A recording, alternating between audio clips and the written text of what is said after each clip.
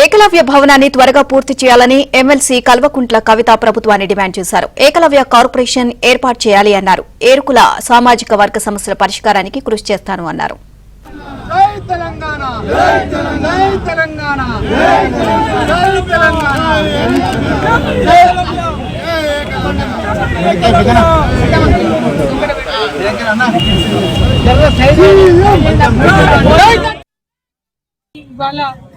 భారతదేశ చరిత్ర ఎక్కడ చూసినా ఇప్పటి వరకు కూడా బహుజన వర్గాలకు సంబంధించి ఏ విధంగా అణచివేత ఉందనడానికి ఏకలవ్యుని యొక్క జీవితమే ఉదాహరణ. మరి ఆనాడు గురుభక్తితో ఉండి కేవలం ఒక వ్యక్తి తన గురువుని నమ్మినా సరే ఆ వ్యక్తి కూడా తనను ముందుకు తీసుకొని పోకపోయినా కూడా చరిత్రలో నిలబడిపోయేటటువంటి త్యాగాన్ని చేసినటువంటి ఏకలవ్యుడు నిజంగా మనందరికి కూడా ఒక రకంగా ఆరాధ్య దైవం అవ్వాలి.